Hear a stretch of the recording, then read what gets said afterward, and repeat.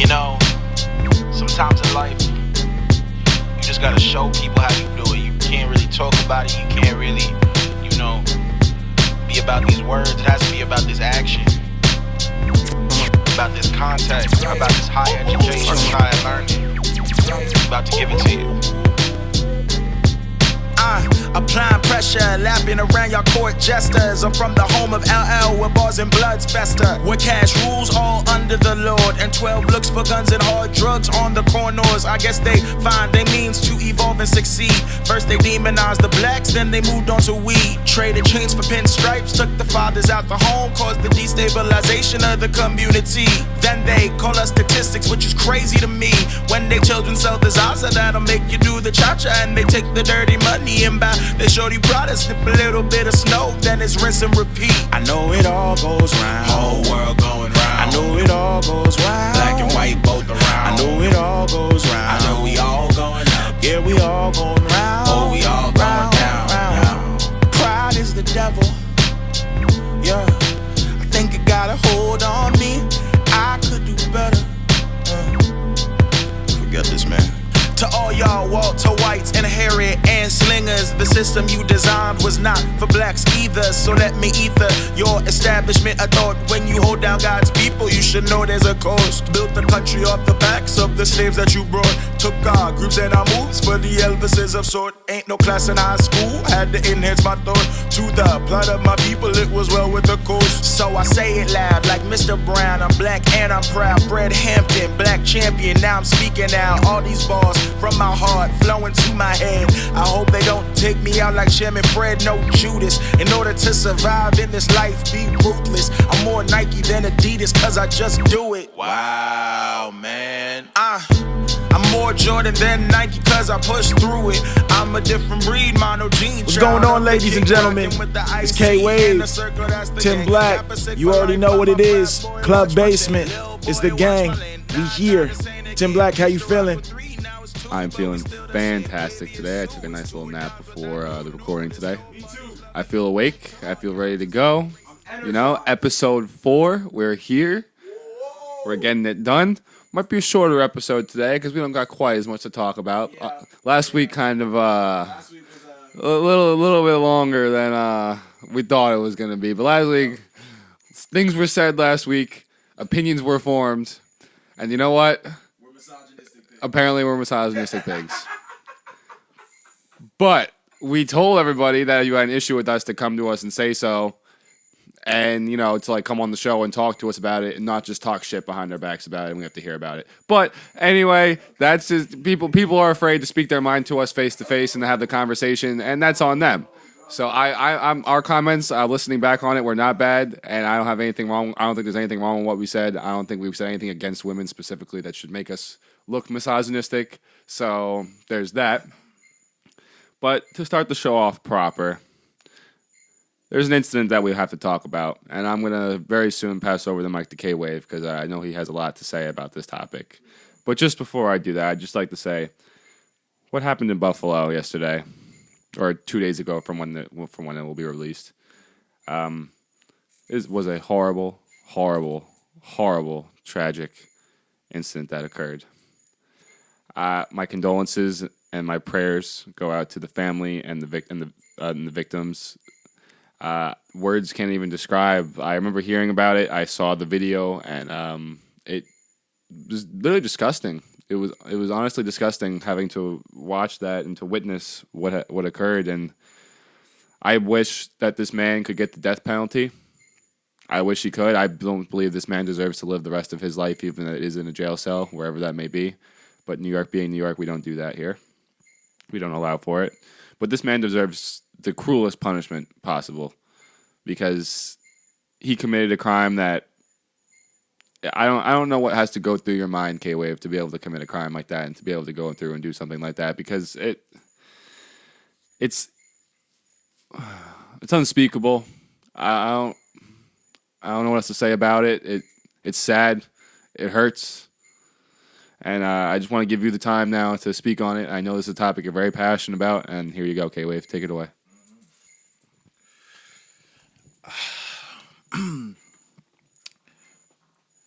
Being black is and being black in America is a love-hate relationship.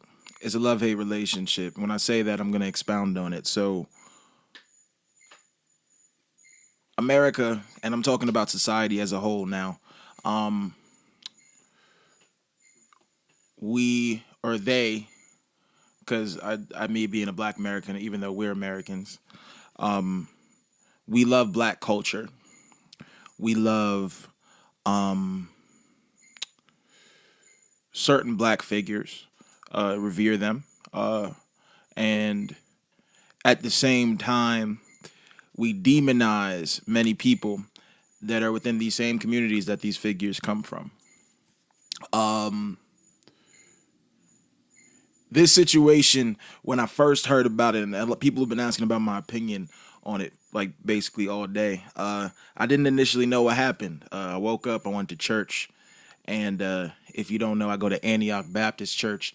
It's a predominantly black African American church. Yep, national landmark. Reverend Dr. Robert Waterman is the senior pastor. He's the pastor. And it was a interesting service today. There was a lot of worship. There was a lot of praise, and honor and glory going to God. But there was also a lot of pain. There was a lot of pain because each time that these situations happen, even though I'm not from Buffalo, it feels like it's the same community. There was 11 lives that were lost.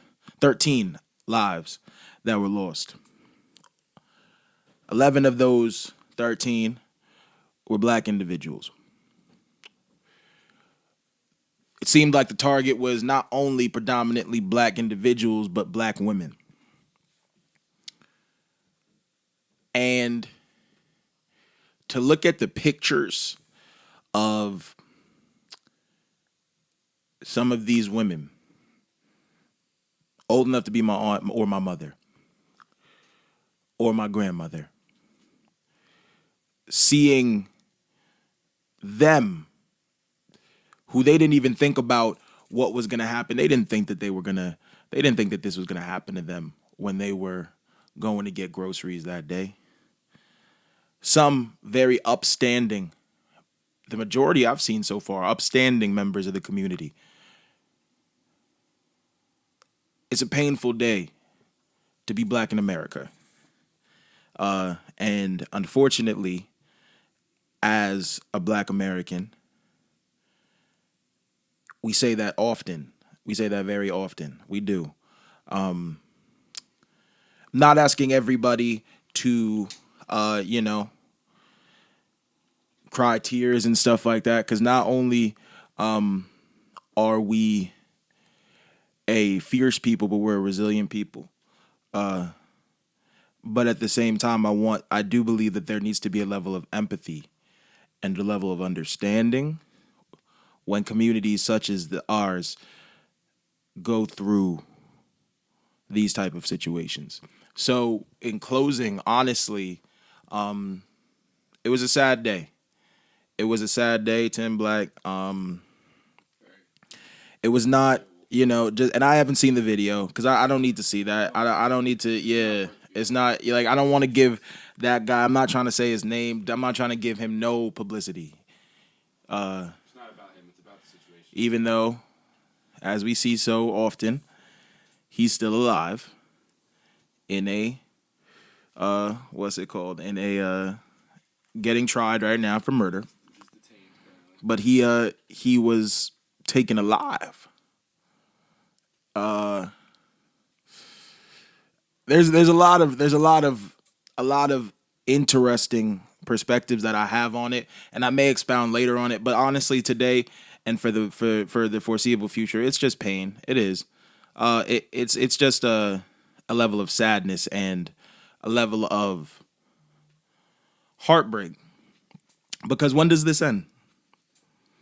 How does this end? I don't. I'm not. I understand there's going to be people that are probably listening to this. You may have an issue with Black Lives Matter. You may have an issue with, whatever. But real talk.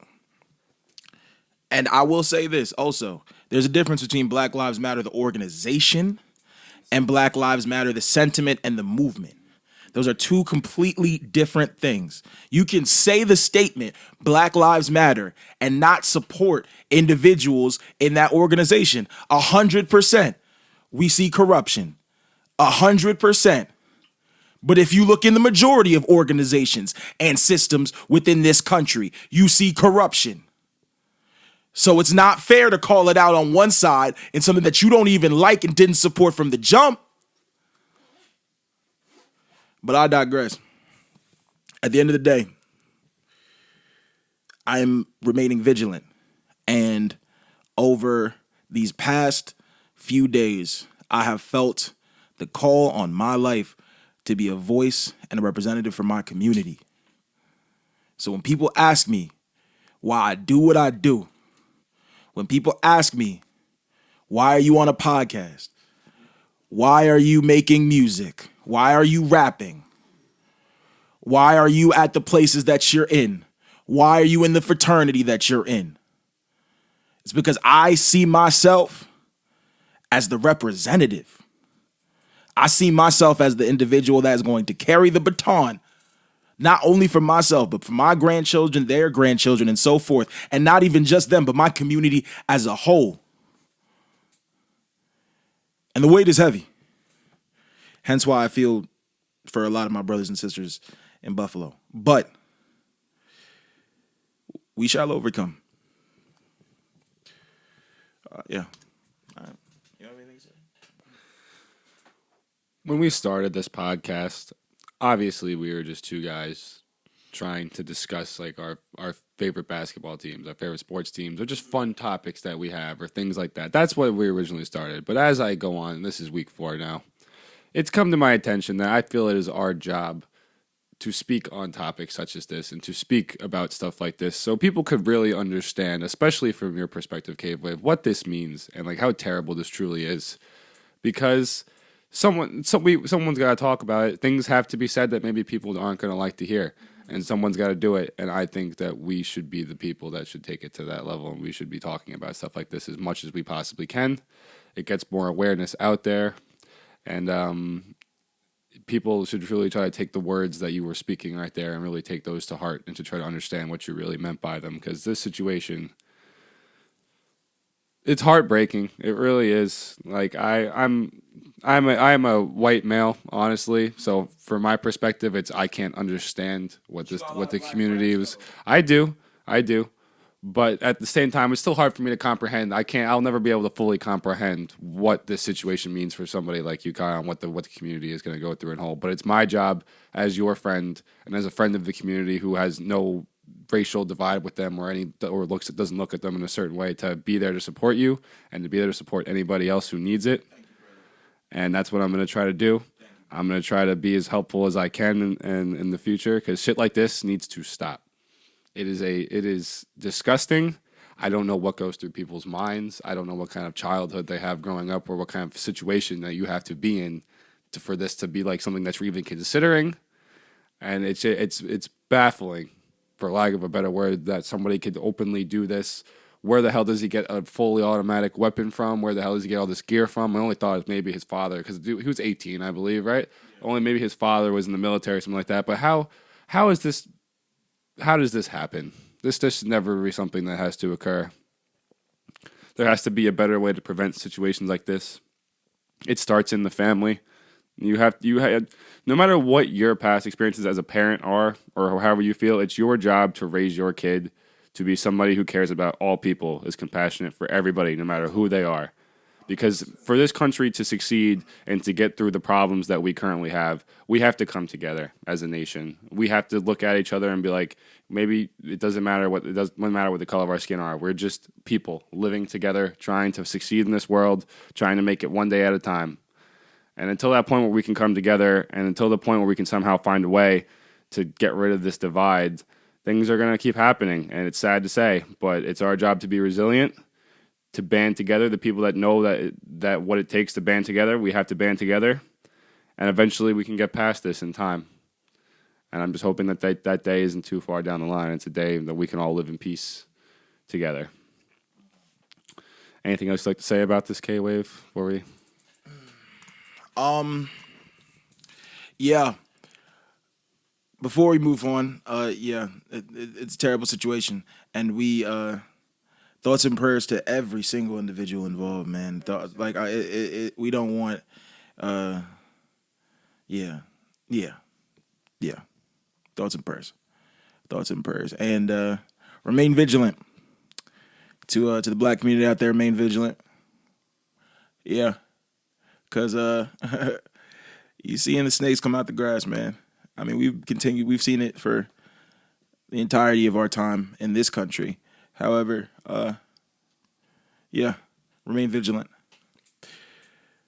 But yeah, all right. Let's get a little bit more jovial. We started off. Just wanted to start off with that too, because it's like I feel like it's important. It's very important. But let it go unnoticed and untalked about. We have to talk about 100%. But to move to a more lighthearted topic. Ladies and gentlemen. Fuck your Warriors, Kyle. Ladies and gentlemen. Now Tim Black was right. He said that it was going to be a type of situation where it was going to be 4-2. I got some predictions. Right? That's what Tim Black said. Watch me be wrong. We'll go back and look at the recordings. I don't know. I think so. I think you said 6. I'm pretty sure I said 5, and then you said 6. But anyway, yeah. Warriors, they beat the Grizzlies 4-2. You already know what it is. Ja is home. And to the Grizzlies fans, my bad. I went a little crazy. Now you're gonna be nice to I went a little crazy. Y'all have a great future ahead of you. You have a great future ahead of you, a great young core. We're definitely going to be competing with you guys for years to come. But Warriors, Jordan Poole, Steph Curry, Draymond Green, Andrew Wiggins, stop playing. And Steve Kerr was sick. Look at that. Game 6, Klay Thompson. You can talk about it. Yeah. Game 6, Klay Thompson is a thing, ladies and gentlemen. Going back years, off the top of my head, I can't give you some names, but I know he's dropped a 43 piece in a game 6. Yeah. He got his 27 piece, then a 30 piece. You know, man seems to come alive in game 6. Bro, did you see what he posted after the game?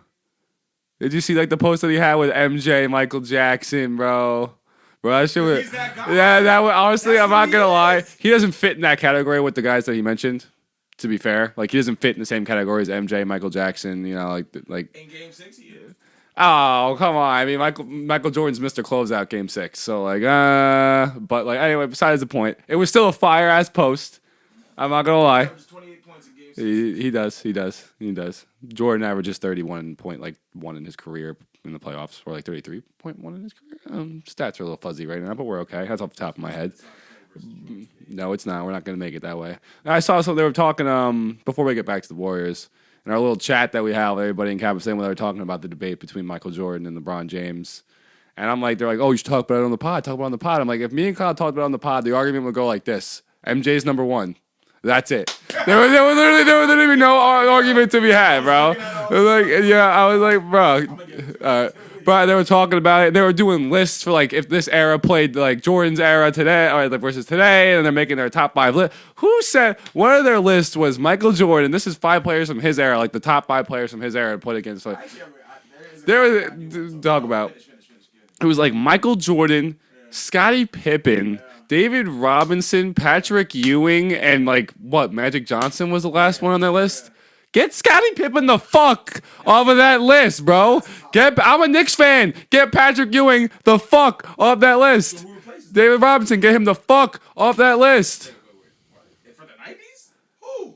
Okay. Michael Jordan, Magic Johnson. And it's not just the 90s. Michael Jordan also played in the 80s. Okay. So Michael Jordan, Magic Johnson, Larry Bird. The MJ era is when he was winning chips. He was still fucking averaging 28, 30 points a game in the 80s. Yeah. We'll do, since he got in the league. Okay.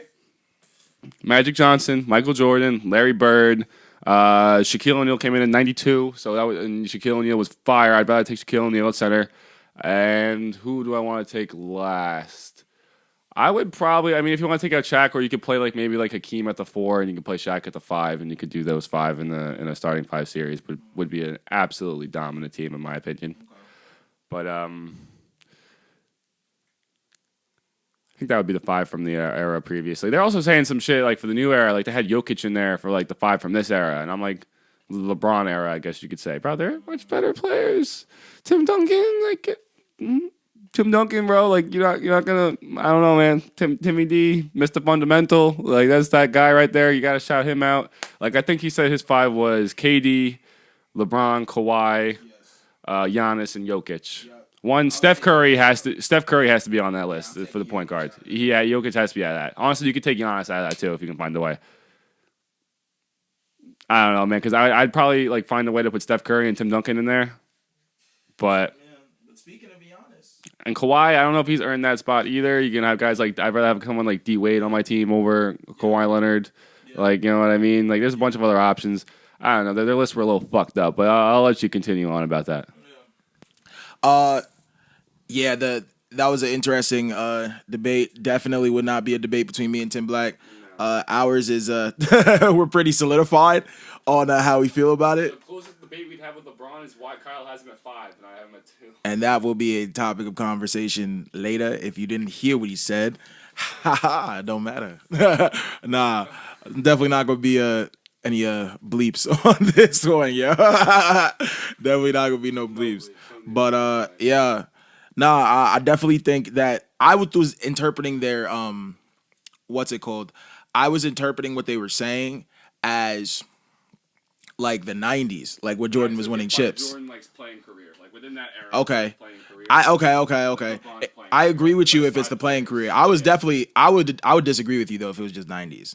I think Scotty should definitely be in that list. No, he shouldn't. He's not a top 5 player from the 90s. What? Yo, that's what I wanted to talk to you about. That's a bad take, Tom White. Charles Barkley over Scottie Pippen. You gonna argue with me about that? Absolutely, I can argue with you about that. Hakeem Olajuwon, Shaquille O'Neal, Michael Jordan, and I don't think there's somebody I'm missing. You're tripping, bro. You're tripping, bro. Scottie Pippen is definitely a top 5 player in the 90s. What? Yo, what? This is what they be talking about when they say Scottie Pippen is disrespected. Nah, this is facts. You know what? Fuck Scottie Pippen, honestly. You know what? He would not be nearly as good of a player as if he didn't play with MJ. If MJ was not on his basketball team, he would never have been an all-star caliber player. I'm fucking saying it. He learned how to play basketball from playing with Michael Jeffrey Jordan. All right? That is my fucking take on Scottie Pippen. He would not. I get it. People are like, oh, when Michael Jordan left, the Bulls won 55 games with Scottie as the league guy. I don't give a fuck. They weren't touching a championship without Michael Jordan. You can win all you want in the regular season. It don't mean shit if you ain't going for the chip. And no one thought that Bulls team was winning a chip without Michael Jeffrey Jordan on that roster. All right? Get that shit clear. Scottie Pippen talking this shit now, complaining about Michael and how bad of a teammate he was, and he did all this shit. Bro, because of fans like you that say he's not a top 5 player. No, he's not, all right? But, no. Scottie Pippen, he has to put his mouth away a little bit. Stop talking bad about MJ. The man got you 6 fucking chips, all right? You wouldn't have one single chip if it was not for Michael Jeffrey Jordan. All right? I'm going to keep it a stack. That's facts, all right? Argue with me about it. I'm not going to argue with you because we said we going to keep this between 30-something minutes, and we already at 21, so we just going to keep moving forward. We still got more playoff basketball. That's what I'm saying. But we were talking about Giannis. Oh, my. I'm sorry to cut you off. The Mavericks are up 41. Yeah, the Suns are about to get eliminated from the playoffs. I'm sorry, Paul. Paul, friend of the show, definitely can come back on and talk about the disappointing. The end and the Mavs don't even have 50 points yet. They have 48 with a minute left in the third quarter. Yeah, we're not gonna watch that game. But I definitely think that these playoffs is crazy. Giannis getting eliminated, very surprising. I wasn't expecting this at all from the Celtics. I think they're honestly, I mean, we knew that they were going to be good, but they're honestly one of the surprise teams of the year, in my opinion. Like because The Celtics picked it up in the second half of the season and never looked back. I don't even think they were in like they were outside the playoffs for a little section while. of the playoffs. Like I mean a section of the beginning of this They ended season. up a 2 seed. That's what I'm saying. Like a 3 seed, one of them, a 2 seed. They were a 2 or 3 seed. I don't remember. Yeah, it's all good. No, because they have home court. They just won that 2. They're 2. They You're just right. won that. You're right. But yeah, Celtics, man, y'all are dope. You took out KD, you took out Giannis. Jason Tatum is making a name for himself, man. He is. He's definitely putting himself in a different tier of player after all the stuff that he's been doing. But yeah, kudos to him. And yeah, you want to talk about NBA? Yeah. All right. We got all that in the Suns, You know- the Giannis, all of it. Shout out my boy Matt Schiffman, Boston Celtics fan himself. I know he's somewhere right now, happy as hell, bro. If he hears this, like laughing his ass off, like, haha, Tom said Celtics were going home in 7. You know what? I was wrong. Me and Kyle, both of our NBA Finals predictions are now wrong. Like, we can no longer say that we don't have an accurate prediction anymore. Honestly, now I have the Warriors winning it all. I thought Milwaukee was the only team set to beat them. But I'm scared about the Celtics. the Celtics are a very good basketball team. But I don't want to hear no slander about Giannis Antetokounmpo. Because this man, I get he lost. I get he's not. But no Chris. That's about I got to. No Chris Middleton. I think if Chris Middleton's there, Milwaukee definitely wins this series. That's his second best player. That's his Robin. That's his sidekick. Without him, But Giannis balled the fuck out all series long. He did everything that he could in his power to make sure that they tried to win that series. So I'm not taking anything away from Giannis. He'll be back in the playoffs. He'll be back in the championship. He's probably going to win a few more rings in his career. He's got plenty of time. But that Boston Celtics team, they're looking scary. Very scary. I'd be that Miami Heat team better watch out because if they're not careful, it might be a quick series. Could be like a 5 or 6 game series. I'm not even gonna lie. But Suns are going home. I'm so happy to say that. I really wanted Luka Doncic to pull this series out, bro, and he is giving them buckets. He's making, I wish y'all could see his face right now. bro. I am elated right now. Because fuck the Suns, all right. CP3's washed. Devin Booker's a crybaby on the court, complaining about Luka Doncic when he fucking cries about every fucking call every single game. Don't do that. Doncic is out there in that Euro League. Yeah. You said it's easier to score here than in the Euro League. Hey, look at that, because defense here is shit, but that's besides the point. These playoffs are going insane. I do have the Mavs losing to the Warriors in 6 as well. I think Doncic can get them 2. About most. Doncic right now, at half he had... Bro, at halftime of the game tonight, he had 27 points, the same amount as the entire Suns roster. That's how you know, bro. When one man is tied with your team for points and is beating you single-handedly, that's how you know you're in for a long fucking night. Because Spencer Dinwiddie also had 21 at half. So Doncic and Spencer Dinwiddie alone were running shit. But I'm excited to see where the playoffs continue to go. We have some great Western Conference and Eastern Conference final series coming up. I think it's going to be some great basketball to enjoy. Oh, yeah. We're going to have that Warriors, I think, Celtics matchup. Would I have the Warriors winning it all? It's a good day. It's a fantastic day. Any other points about this series that currently you'd like to speak on, Kyle? Nah, Tim Black, I don't know if I got anything else I really want to say except, to all the haters out there that don't want to see us succeed. I'm gonna get to Golden State. Oh my gosh, what is that? 92-50? Lord Jesus. Yo, and we gonna have a conversation about CP3 in one of these pods too. We have to. About what his legacy is. It's gonna be interesting. King of giving up leads. Wow. Tim Black is going crazy. All right, Tim Black, you Bro, think of it. like a bunch of. He's choked multiple 3-2 leads. He's choked multiple 2-0 leads. He can't seem to close out a series. I don't know what it is. I'm not just talking now. It's not even because of his age. Now it's just because I don't know. He just can't seem to close out. No matter who he plays with, can't close out the series and get to the ring. That's why he's never going to get a ring. He's going to be one of the greatest players to never get a ring, which is sad for me to say. I wish CP3 had a ring, but point guard just doesn't have it. Doesn't have any diamonds on his finger, bro. He doesn't got any like ice like that. It is what it is. It is what it is. Maybe in the future, I still see a bright future for the Suns with Devin Booker and DeAndre Ayton still getting better, but I don't know if Chris Paul is the point guard that's going to get them all the way to the end. I think he's not running out of time. I think he's still got a few more good years left in the league, but like not the same Chris Paul that we've been seeing. Not in New Orleans, not with the Clippers.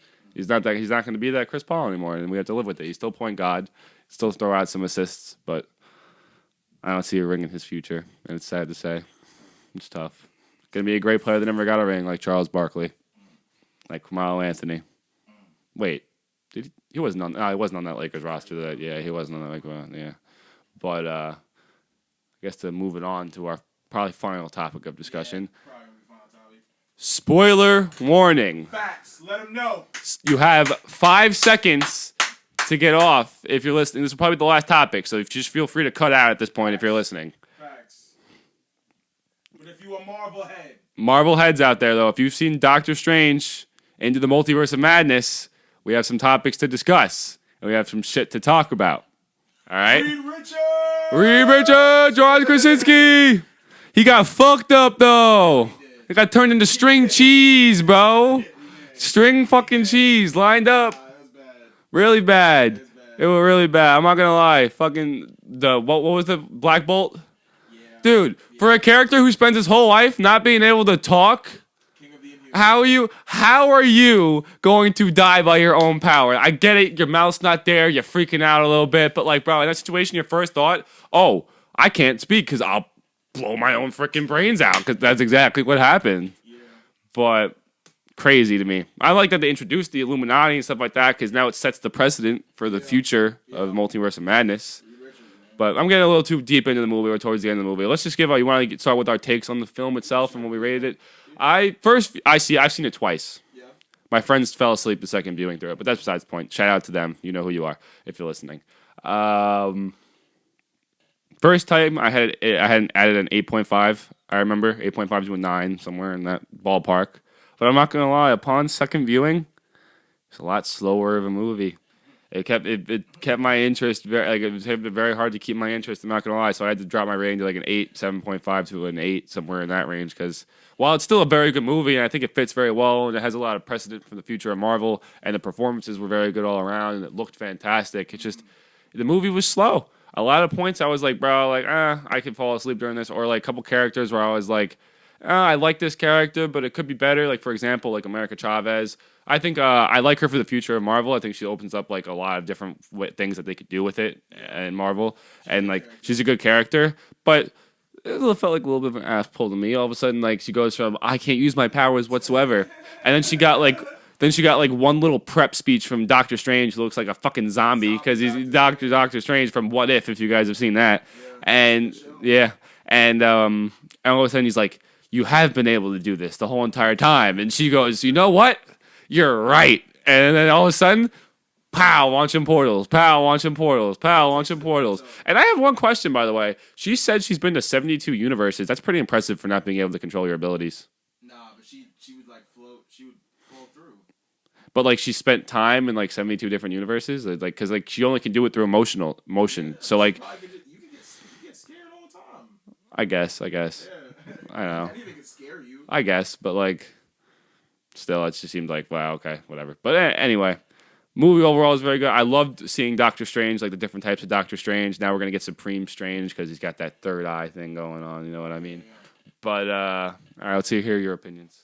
Yeah, man. I've not seen it twice. I've only seen it once, but from what I have taken from it, I would definitely give the movie 8.5. I think No Way Home and this are, I would say, around the same for different reasons. I think No Way Home had slightly bigger moments, but yeah, it felt like a bigger movie. But Doctor Strange, for Marvel heads, it definitely it fed the appetite. You know, unless you wanted to see like Tom Cruise and as like superior Iron Man and stuff like that, like, you know what I'm saying, or like you want to see Tony back, Robert Downey Jr. You're not getting that. But what you did get was Wanda going crazy. Absolutely crazy. I was shocked that she was the main villain of the movie. I didn't think that they were actually going to go that way with her character, especially with her whole character arc in WandaVision. But she would be like villainous. yeah, no, yeah. Maybe like a side character that has potential to do bad. Exactly. But Doctor Strange in the end to get Exactly. somewhere, full on villain, bro. Full on main Bro, villain. she was murking dudes, yo, and females, yo. Crazy ways, bro. That her, she literally destroyed the Illuminati in the span of like 2 minutes. Everyone stood a chance, bro. Like even I yo. have a little problem, couple problems. With Okay. But I definitely think that, Patrick Stewart coming back, fire. John Krasinski, Reed Richards. That's what I'm the most excited for, to be honest with you. He looks like he plays the role very well. Bro, I think he's perfect for it. I think they should just, fam, they need to get him, his wife. They got kids. You can put the kids in it, but they probably not going to put the kids. But him and his wife. One of the coldest things that Wanda said in the movie has to do with that, by the way. Oh, yeah, that was crazy. Nah, yeah. I'm gonna say it. That was wild. That was a wild, yeah. Is your wife still alive? Mm. Yes. Good. There'll be someone to raise them when you're gone. I was like, oh my god. Someone to raise them when you gone. And then she turned him into string cheese. Yep. But, it is what it is. Nah, but real talk, though, that was a really good movie. I thoroughly enjoyed it. If I probably saw it again, I'd probably agree with Tom White, maybe knock it down a little bit. But I enjoyed a lot about it. I also enjoyed where they're taking the Doctor Strange character as a whole, like, introducing Clea, kind of putting the Christine story to bed somewhat. But yeah, I definitely think I see him becoming probably the Tony Stark now. Like that's his role.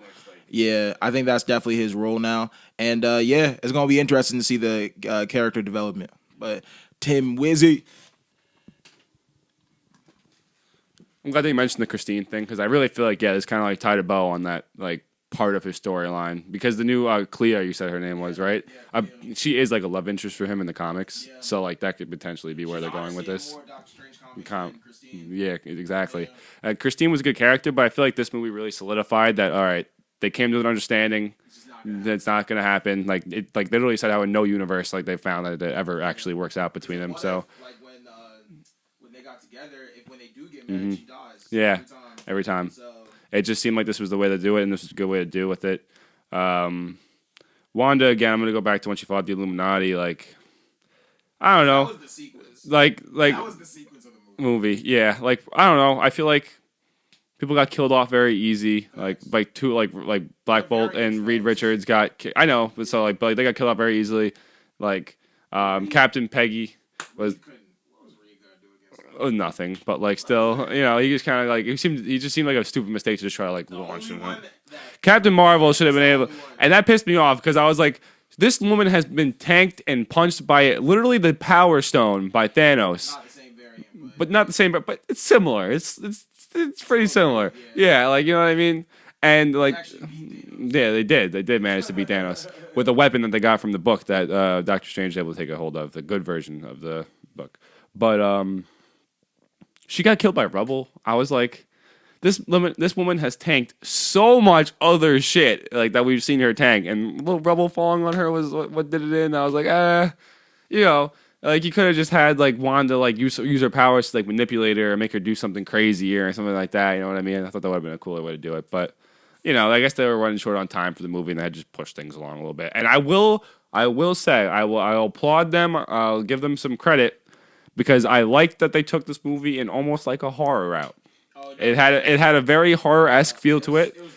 It was the most gruesome Marvel movie. Yeah. Like it felt that way. Like you really could feel like the sense of like dread when Wanda was like mirror dimension scene when she was crawling out of the thing and her body was contorted. And even at the end when they were trying to find like the book to defeat Wanda and like trying to go to the portal, like when she was going through like running after them with the blood coming down her face, and then they stopped her, and then she came around from a different corner. She just popped up with her eyes all red and shit like that. They did a very good job of turning Wanda into like a horror movie character.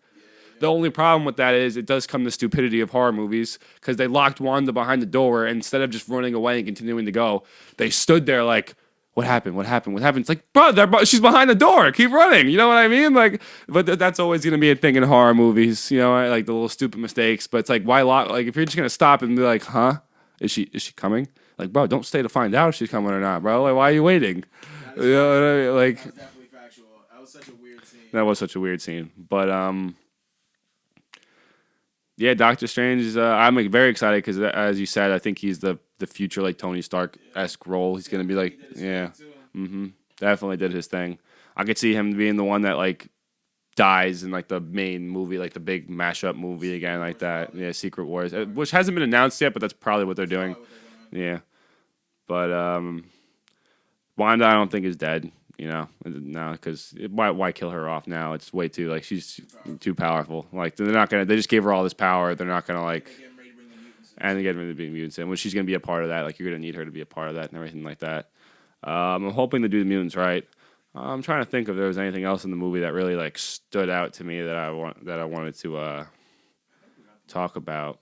Yeah, I think we got to most of the main important stuff. Like, all right, then just to close it about Doctor Strange. Oh, the extra credit scene. So like where it shows like that Clea's coming to get him. I like that they have an extra credit scene, but they ended the movie on like a holy shit note, like a horror movie end note, where like like the bad thing is still happening with like the eye popping up, and you're like, and leaves us all thinking, oh shit, what's gonna happen to Doctor Strange? Is he gonna be okay? And then they give us an extra credit scene where he's just strolling around like he's okay, and it's like, oh, so like I guess it really isn't that big of a deal, and he seems like he's gonna be fine and he can control it. Yeah, it's just like a thing now, but like. Don't show it to us like that. Like they could have ended the movie with like Clea coming in and then did a different extra credit scene for something like that. And god damn it, I stayed for the second extra credit scene because everybody told me there was, and it was just some little dumb shit at the end, bro. It had nothing to do with the movie. I was like, oh god damn. But yeah, finding final thoughts on it. Very well done movie. I do like it. I'll give it 8 to an 8.5. I think after the second, I'll keep it there. I think that's where it sits for a second viewing. And yeah, I'm excited to see where Marvel goes. I'm a huge Marvel fan. My whole family is huge Marvel fans. I'm excited for the future of Marvel. They're continuing very well. People are giving these some movies flack for no reason. I think people are just being too nitpicky. I think they're expecting too much. Like they have like what I was saying about the whole Tom Cruise thing. yeah, like they have this idea of what they really want in their head, and then when they don't get it, they're like, "Oh, this is shit." But it's like, bro, why? Yeah. But it's like you gotta mind your expectations a little bit. You know what I mean? Like you get like it's not gonna be exactly what you want. Like you're gonna like we said, we didn't think Wanda was gonna be the main villain of the film. Like she was the main villain of the film. We live with it, and they did a good job with it. So That was one of my favorite parts. yeah, I enjoyed it. Like oh yeah, like when like she was telling him like oh bring her here, and he was like oh I you never said your name, and she just like you snapped her fingers and everything was evil. I was like oh so we're doing this. Like this is actually like. And then one of the things she's like, why'd you send the monsters, not yourself? I was being reasonable. Like, I was like, damn. Like, why didn't you send yourself? Why didn't she just go herself? She was being reasonable. Like, it's like, damn, that's pretty fucking scary. I'm not going to lie. But here you go, K-Wave. Any final thoughts? Well, I mean, this has definitely been a different episode than last week. Don't know what the views are gonna be looking like. Maybe a little less depending on what it is, but it's all good because we not a. Oh yeah, we got the Marvel audience, but we're not as messy this week. You know, we gotta be messy, bro. Nah, I'm joking. But in all seriousness, you know, condolences again to everybody in Buffalo. Real talk. Hopefully you guys were able to glean some of the stuff from my perspective and Tim Black's perspective.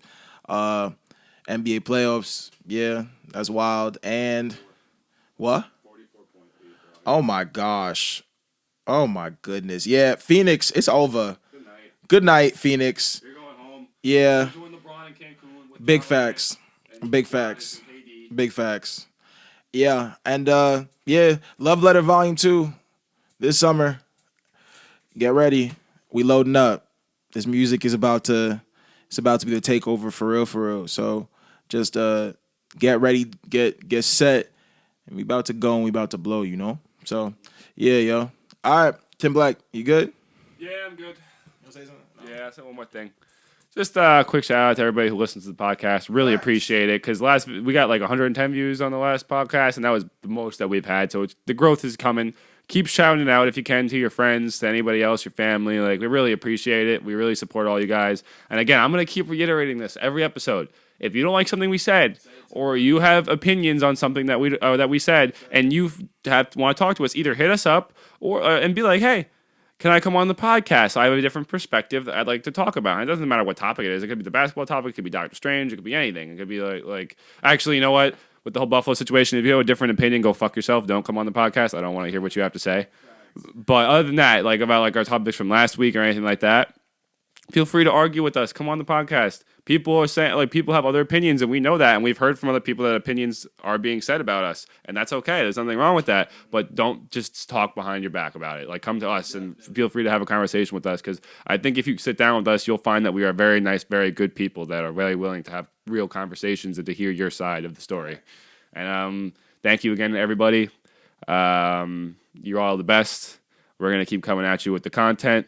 Of course, we're not stopping anytime soon, and we out. Shout out K-Wave. All right, ladies and gentlemen, for Tim Black, this is K-Wave, Club Basement. We out. You know.